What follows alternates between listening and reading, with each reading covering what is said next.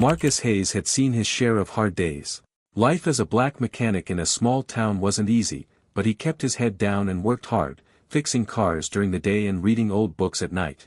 The world had never given him much, but he took pride in what little he had, a steady job, a modest home, and the peace of mind that came with knowing he had built everything with his own hands. That peace was shattered on a cold autumn night. The wind howled through the empty streets as Marcus locked up his garage and started his walk home. The sky was heavy with dark clouds, and the distant rumble of thunder warned of an approaching storm. He pulled his jacket tighter around his shoulders and quickened his pace, eager to get inside before the rain hit. Then he heard it. A sound so faint that he almost missed it. A baby's cry. Marcus froze. He turned his head, listening carefully. At first, he thought he was imagining it, the wind could play tricks on a tired man's mind. But then, another cry. Soft, weak, desperate. His heart pounded as he followed the sound. It was coming from somewhere near his house. He stepped onto his front porch and scanned the darkness, his breath visible in the cold air. And then, just beneath the flickering porch light, he saw it. A small bundle, wrapped in a thin, tattered blanket, left at the foot of his doorstep. Marcus's stomach clenched. No, this can't be what I think it is. He hesitated, but the baby's cry shattered any doubts he had. He crouched down and carefully pulled back the blanket. Underneath, a tiny, fragile newborn lay trembling, her little face pink from the cold. Her eyes were barely open, and her tiny fists waved weakly in the air as she let out another soft wail. Marcus's hands shook as he gently picked her up, cradling her against his chest. She was too small to be out here alone. He looked around, expecting to see someone hiding in the shadows. A mother regretting her decision. A desperate father coming back to take her home. But there was no one. Only the wind. Marcus stepped inside, his heart hammering. He grabbed an old towel, wrapping it around the baby for extra warmth. She nestled against his chest, her cries quieting, as if she could already sense she was safe. He sat down on the couch, staring at her. His mind raced. What am I supposed to do? He could call the police. Report the abandonment. Maybe they would find the parents. Maybe the system would take care of her. But Marcus had seen too many kids lost in that system. He knew where most of them ended up. He looked down at the baby. She was gripping his finger now, her tiny hand curling around it, as if she had already made up her mind. Marcus let out a long breath. Well, little one, looks like it's just you and me now. And just like that, his life changed forever. The first few months were the hardest. Marcus Hayes had spent his entire life fixing things, engines, transmissions, broken down cars that others had given up on. But a baby? A fragile little life that depended on him for everything? That was a challenge unlike any he had ever faced. At first, he was terrified he would break her. She was so small, so delicate. The first time he fed her from a bottle, his hands shook so badly that more milk ended up on her tiny bib than in her mouth.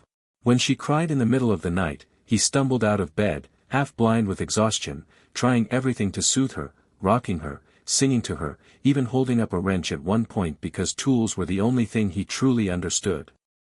But somehow, they figured it out together. He named her Emma. As she grew, so did Marcus's love for her. He learned how to braid her hair, badly, at first, how to make her laugh when she was sad, how to tell bedtime stories even though he had never been much of a storyteller. She became his world. But the world around them wasn't always kind. By the time Emma was 4, people had started asking questions. She yours? Some would ask, their faces twisted in confusion. Where's her real parents? Why's a black man raising a white girl? At first, Marcus ignored them. But as Emma got older, the whispers turned into outright stares. Parents at the playground would steer their children away from her. Teachers at school would hesitate before calling him for parent-teacher meetings, assuming he was just her guardian, not her father. One day, when Emma was 6, she came home crying. Marcus knelt in front of her, wiping her tears with a grease-stained hand. What happened, baby girl? Emma sniffled. A boy at school said I don't belong with you. Marcus felt something hot and dangerous stir inside him. But he pushed it down, keeping his voice calm. And what did you say? Emma wiped her nose on her sleeve. I said he was wrong. Marcus smiled, pulling her into a hug. That's my girl. Despite the judgment from others, Emma thrived. She spent her afternoons in Marcus's garage, watching him work on cars, asking a million questions. By the time she was 10, she could change a tire faster than most grown men. Marcus didn't just teach her about cars, he taught her about life. How to stand up for herself. How to be strong but kind. How to never let the world tell her what she could or couldn't be. One evening, as they sat on the porch watching the sunset, Emma turned to him and said, "When I grow up, I'm gonna take care of you, just like you took care of me." Marcus chuckled, ruffling her hair. "Baby girl, all I need is to see you happy. That's enough for me." But deep down, he wondered if that would always be true. Because the world outside their little home was ruthless. And one day, Emma would have to face it alone. By the time Emma turned 18, she had grown into a strong, independent young woman, sharp, hardworking, and fiercely loyal. She had just landed her first job at a corporate office downtown, and Marcus couldn't have been prouder. He had spent years teaching her the value of hard work, and now, she was stepping into the world on her own. But with pride came fear. Marcus had spent nearly 2 decades raising her, protecting her from the harsh realities of the world, but now, he saw it creeping toward her. The corporate world was different from the one she had grown up in, a world full of polished suits, glass buildings, and men who judged you before you even spoke. And deep down, he feared that she would be judged for him. He had already seen the look she got when people realized she was raised by a black man. The subtle change in expressions, the uncomfortable pauses, even the way some people spoke to her differently when he was around.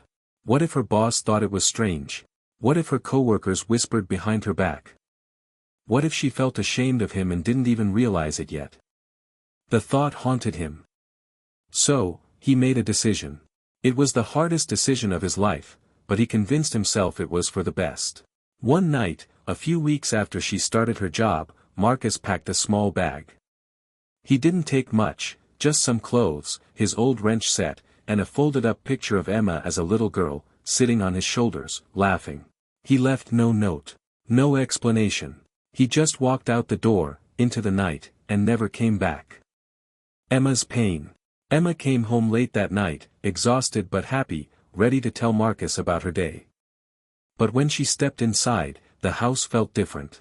Quiet. Still. She checked the kitchen, no dinner waiting for her. The garage, empty. Her heart pounded as she ran to Marcus's bedroom. The closet was half empty. His work boots were gone. The framed picture of them on his nightstand, missing. He was gone. Panic turned to confusion. Confusion turned to devastation. She searched the town, asked around, but no one had seen him. He had vanished. At first, she refused to believe it. Maybe he was just out of town for work. Maybe he'd be back in a few days. But days turned into weeks. Weeks into months. He wasn't coming back. Emma was crushed. She barely ate. She barely slept. The only thing that kept her going was work. If she didn't keep moving, she would drown in the pain of losing the only family she had ever known. She spent years wondering why he left. Had she done something wrong? Had she not been good enough? But no matter how much she tried to make sense of it, she always came back to the same feeling: he had abandoned her. And that pain never truly left her. The pain of Marcus's disappearance never truly left Emma, but she refused to let it break her. At first, the grief was unbearable. She spent nights staring at the door, hoping he would walk back in. Every time the phone rang, her heart leaped, thinking it might be him. But deep down, she knew, he wasn't coming back. She cycled through emotions: anger, confusion, heartbreak. Why did he leave? Why didn't he say goodbye? Did he think she didn't love him? For months, she felt like a ship lost at sea, drifting without direction. But then, she made a decision: she wouldn't let his absence define her. Marcus had raised her to be strong, to push through obstacles, to never let the world decide her worth. If he had taught her anything, it was that she had to stand on her own 2 feet. So, she did. Emma threw herself into her job, working harder than anyone else. While her co-workers left early, she stayed late, taking on extra projects, learning everything she could about business and leadership. She refused to be another lost girl with a sad story. She would become someone. Years passed, and Emma climbed the corporate ladder. At 25, she became a senior manager. At 28, she was running an entire division.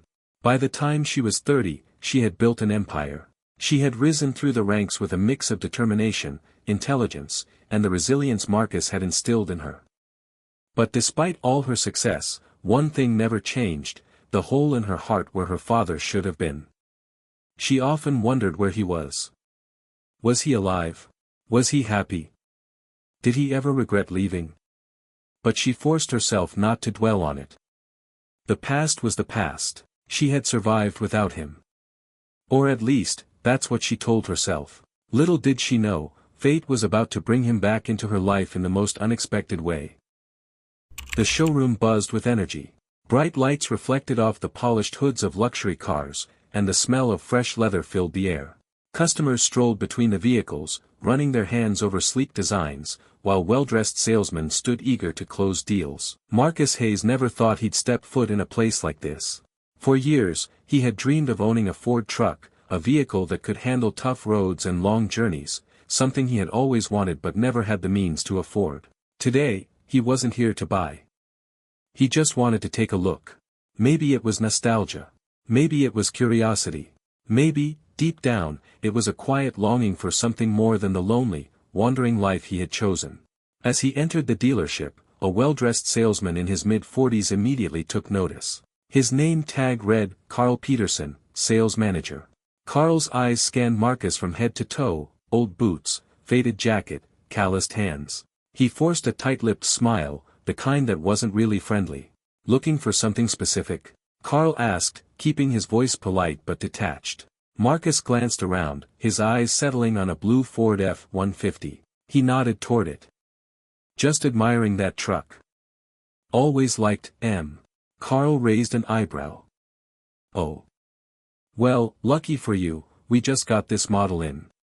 You should take it for a test drive." Marcus shook his head. "No need for that. Just looking." But Carl was persistent. He clapped a hand on Marcus's shoulder, his grip just a little too firm. "Come on, old man, what's the harm in taking it out for a spin? You don't gotta buy it. Just a quick drive." Marcus hesitated. He didn't like to be pressured, but Carl wasn't letting up. "It won't cost you a dime," Carl continued, his voice laced with fake enthusiasm.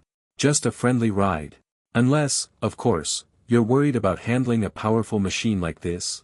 Marcus narrowed his eyes. He could hear the challenge in Carl's tone. With a quiet sigh, he gave in. "All right. Just a short drive." Carl smirked, tossing him the keys. The test drive. The truck rumbled to life under Marcus's hands, the engine purring like a well-fed lion. As he eased onto the road, muscle memory kicked in. It had been years since he had driven anything this nice, but it felt natural. For a brief moment, he allowed himself to enjoy it. The smooth ride, the hum of the engine, the feeling of something powerful yet controlled beneath his hands.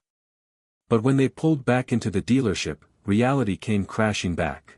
Marcus handed the keys to Carl, ready to quietly leave. "Thanks for the drive," he said, stepping toward the door. But Carl's expression had changed.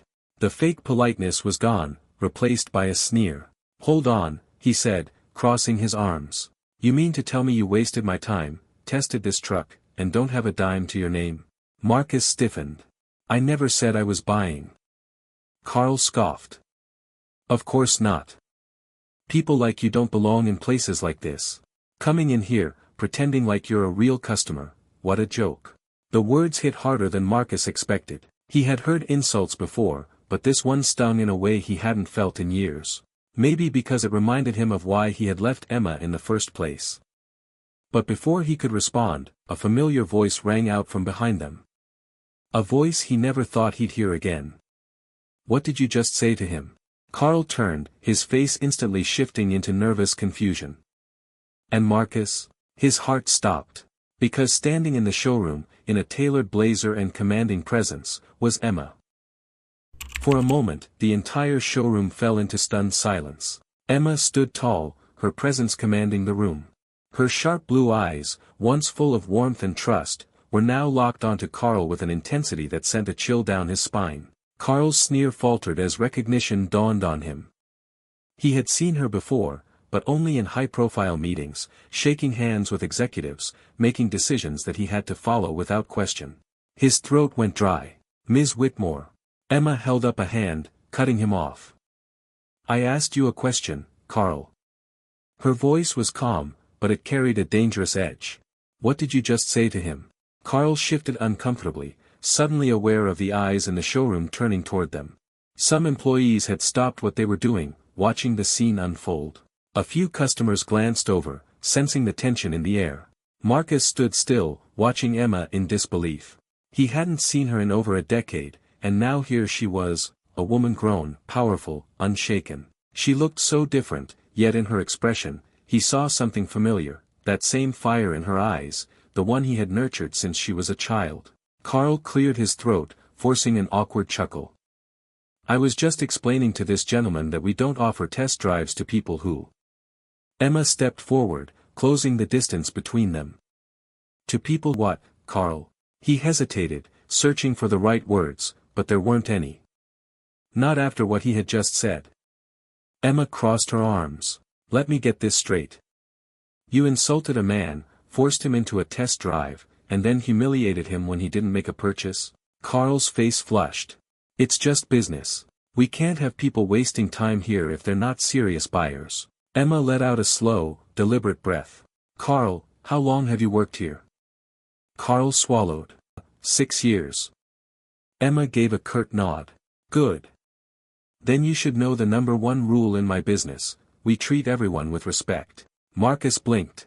"Her business?" Carl stammered. I didn't know he was someone important." Emma's expression darkened. "He's important because he's a person." The weight of her words hung in the air. Carl opened his mouth to protest, but Emma was already shaking her head. "You're done here, Carl."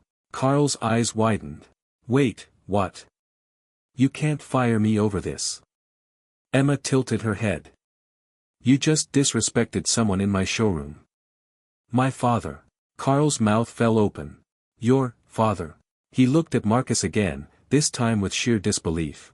The man he had just mocked was the one who raised the woman who owned everything around him. Emma turned to the rest of the employees. "I expect professionalism from every single person who works here.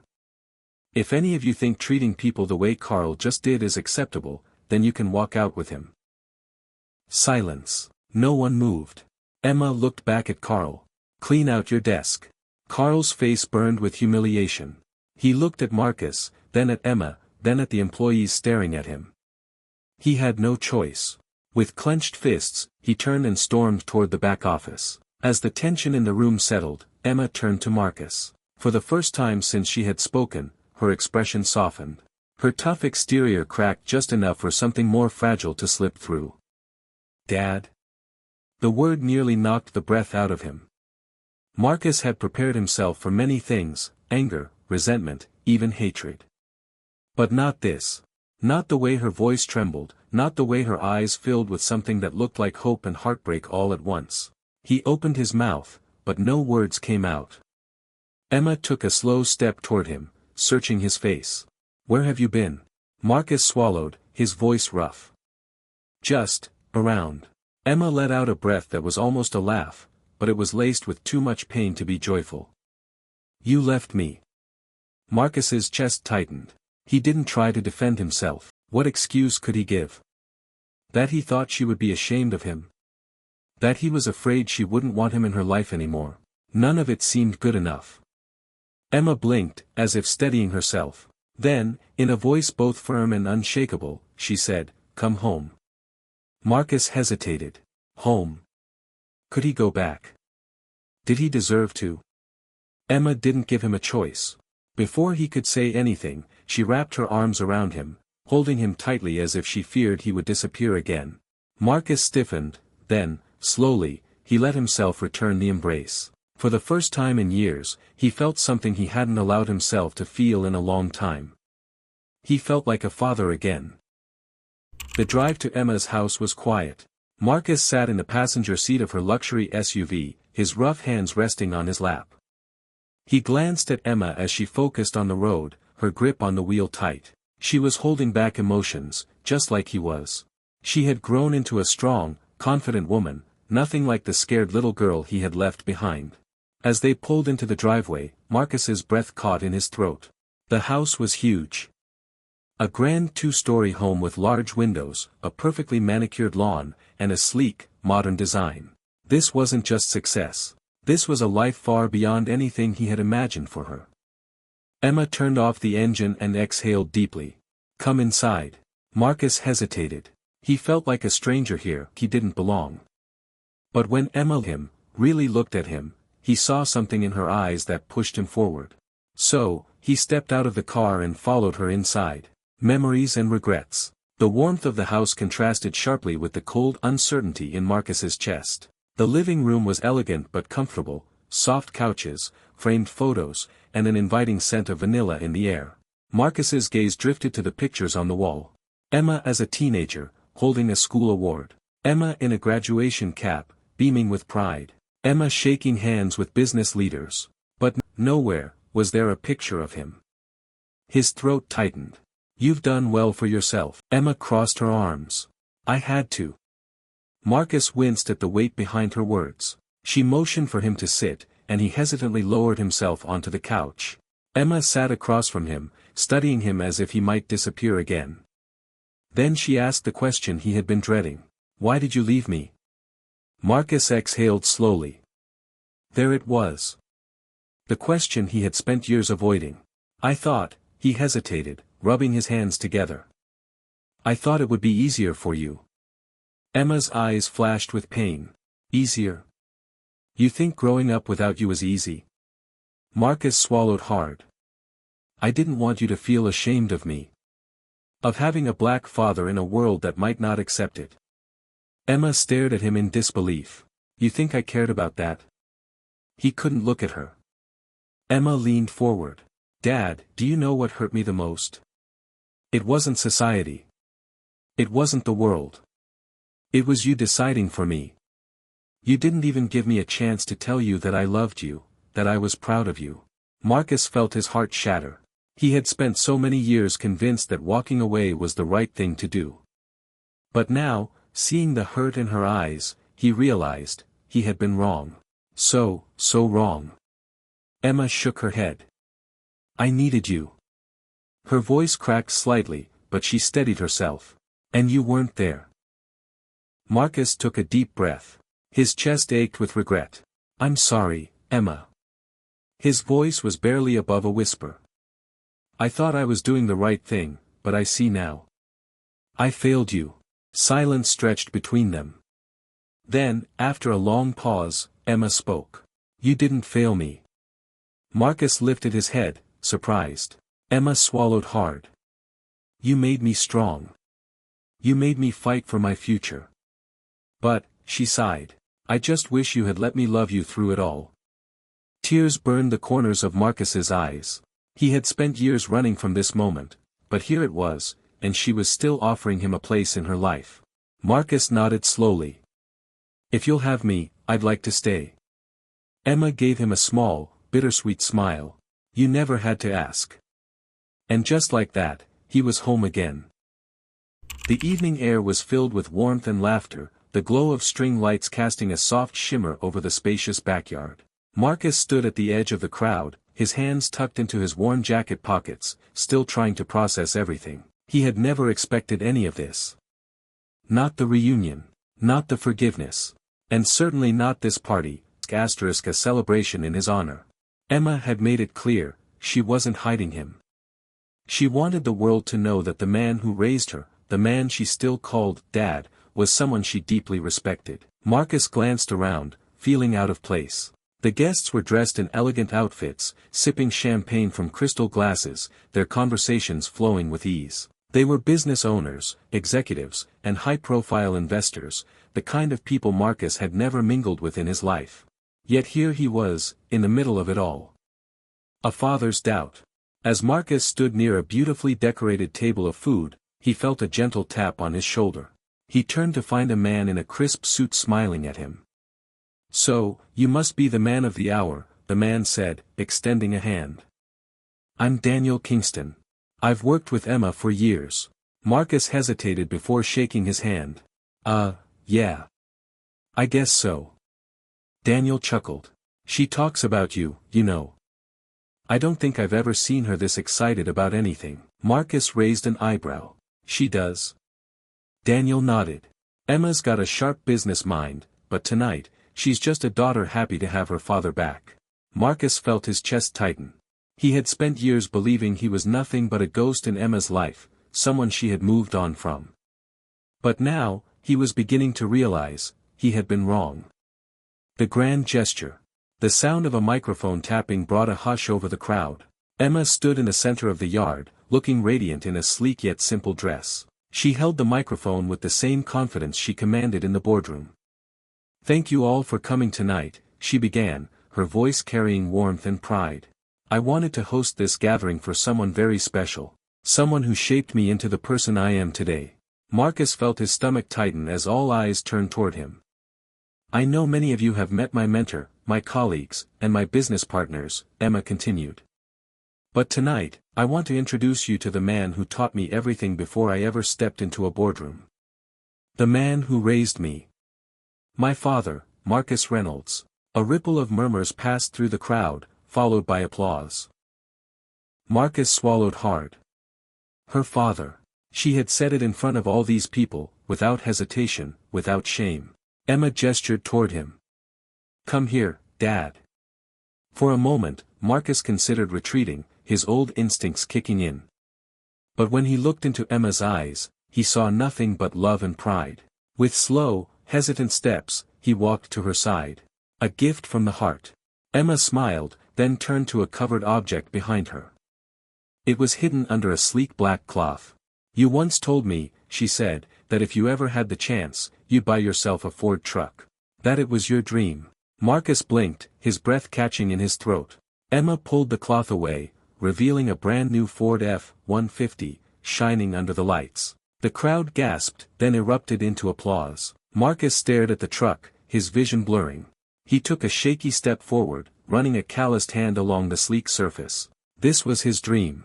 And now, his daughter, the little girl he had once held in his arms, the woman he had feared would forget him, had made it come true. Emma stepped beside him. "It's yours, Dad." Marcus turned to her, his voice thick with emotion. "Emma. I don't even have words." Emma smiled. "Then don't say anything. Just know that I love you, and I'll never let you disappear from my life again." Marcus pulled her into a tight embrace, no longer caring about the crowd, the suits, or the expectations. For the first time in years, he didn't feel like an outsider. He felt like a father. The night air was crisp as Marcus stood beside the gleaming Ford F-150, his fingers tracing the cool metal. The truck's deep blue paint shimmered under the backyard lights, reflecting the faces of the guests who still lingered after the celebration.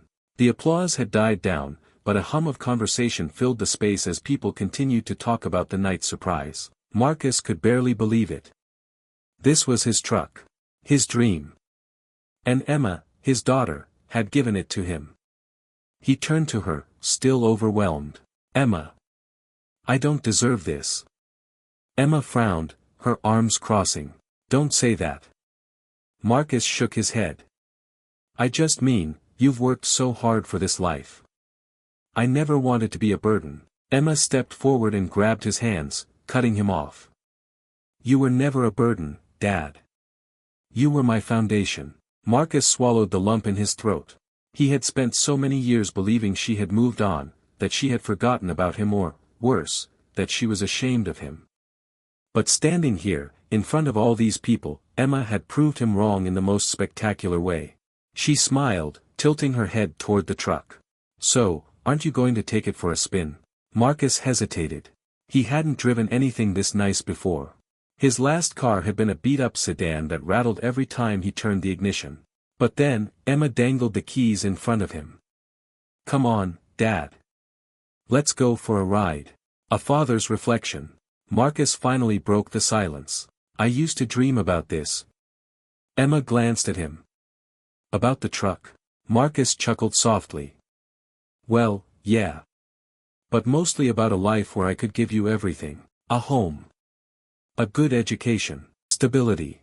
I wanted to be the kind of father who could hand you the world. Emma's expression softened. You did give me everything, Marcus scoffed. Emma, I left you.